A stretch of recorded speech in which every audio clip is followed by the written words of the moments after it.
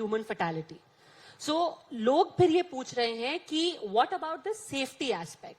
We are dreaming of a time जहां पर हम हाई स्पीड बुलेट ट्रेन चलाएंगे, और अभी भी lot of political controversy has happened. लोगों ने वो ट्वीट की फोटो कि देखिए ख्वाब कैसे हैं आपके और सच्चाई क्या है.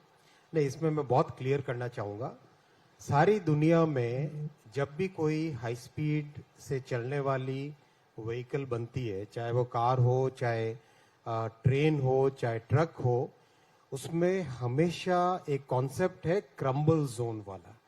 क्रम्बल जोन का मीनिंग ये कॉन्सेप्ट में है कि अगर काइनेटिक एनर्जी को एब्जॉर्ब करना है, कोई चीज बहुत स्पीड से आ रही है और किसी दूसरी चीज से टकराती है, तो वो काइनेटिक एनर्जी को एब्जॉर्ब करने के लिए एक एलिमेंट हमेशा उसमें रहता है ताकि एक्सीडेंट नहीं हो, गाड़ी डिस्टेबलाइज नहीं हो. इसमें वंदे भारत में जो ट्रेन का डिजाइन किया गया है, उसमें जो फ्रंट वाला पोर्शन है, दैट फ्रंट वाला portion is designed to dismantle. Design to dismantle इस तरह से कि मान लो कोई कैटल आता है. इंडिया में ट्रैक सारे जमीन पे हैं.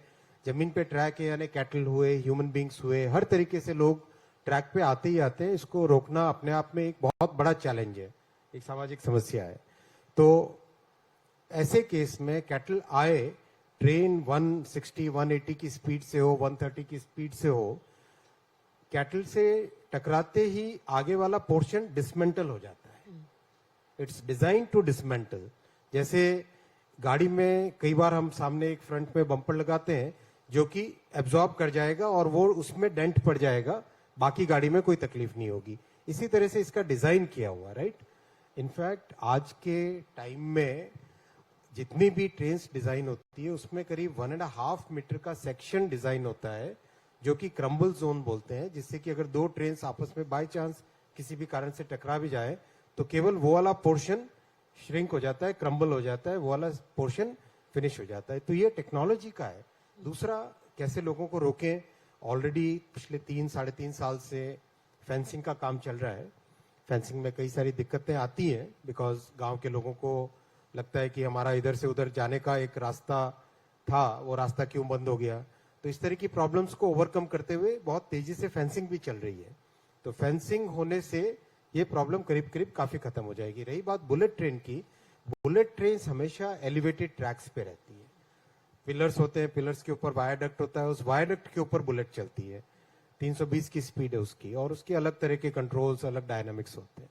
सर, बुलेट ट्रेन में इतनी देर क्यों हो रही है? क्योंकि बुलेट ट्रेन का जो ओरिजिनल टारगेट था और जो कॉस्ट था, दोनों ओवररन हो चुके हैं. नहीं, अगर आप कोई भी देश में देखें, अगर आप बुलेट ट्रेन बनाने का टाइम पीरियड शुरुआत वाला, फर्स्ट बुलेट बनती है, चाहे आप यूएस ले लो, चाहे चाइना ले लो, चाहे ताइवान ले लो, चाहे साउथ कोरिया ले लो, शुरू में जो डिजाइन वाला फेज होता है, वो डिजाइन वाला फेज बहुत कॉम्प्लेक्स होता है.